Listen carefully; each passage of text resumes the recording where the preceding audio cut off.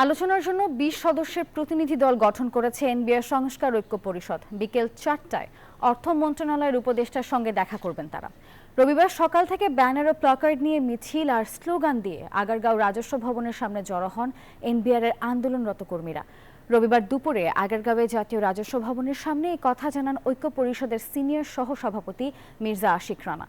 তিনি বলেছেন, শাটডাউন কর্মসূচি চললেও অর্থ মন্ত্রণালয়ের অনুরোধে মার্চ টু এনবিআর কর্মসূচি স্থগিত করা হয়েছে। 10 জন 20 জন একটা ডেলিগেশন যাচ্ছে।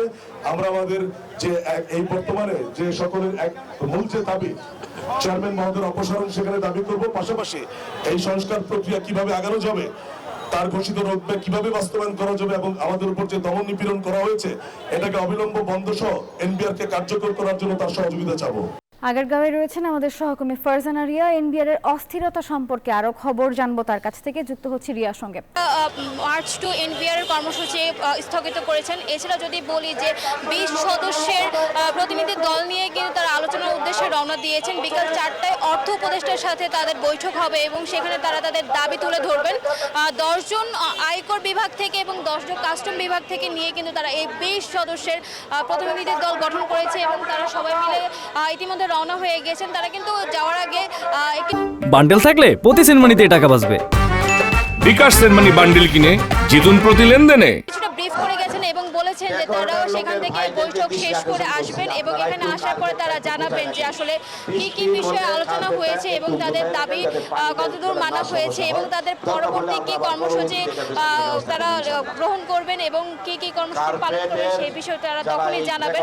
এছাড়া যদি বলি যে আপনারা দেখতে পাবেন যে এখানে আমার পিছনে দেখতে পাবেন যে রাজস্ব বোর্ডে যারা কর্মকর্তা আছে যারা আন্দোলন করছেন তারা এখানে অবস্থান করছেন।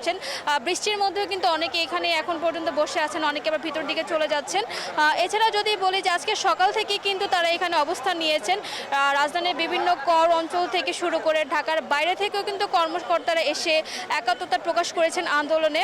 এছাড়া এই মুহূর্তে আন্দোলনকারীদের প্রধান দাবি কিন্তু চেয়ারম্যানকে অপসারণ করা। তারা কিন্তু প্রথমে বলেছিলেন যে তাদের এক দফা এক দাবি, তারা চেয়ারম্যানকে অপসারণ না করা পর্যন্ত বৈঠকে বসবেন না। কিন্তু তারা পরে যখন জানিয়েছেন যে আসলে তাদের বৈঠকে বসতে কোনো সমস্যা নেই, তারা যে কোনোভাবেই হোক কোনো শর্ত ছাড়ে বৈঠকে বসবেন এবং সেই বৈঠকে বসার সাথে বৈঠকে বসে কিন্তু তারা তাদের এই আন্দোলন চলাকালে কোনো যদি দমন নিপীড়ন হয়ে থাকে সেই বিষয়ে বিচার চাইবেন। এছাড়া সেই বৈঠকে কিন্তু তাদের যে দাবি সেগুলো তুলে ধরবেন। তো এই ছিল এখান থেকে আমার কাছে সর্বশেষ খবর। তারা বৈঠক থেকে ফেরার পরে কি কি বিষয়ে আলোচনা হয়েছে এবং তাদের দাবি কতটুকু মানা হয়েছে সেই বিষয়ে বিস্তারিত জানা যাবে। নাফিসা। রিয়া, ধন্যবাদ আপনাকে।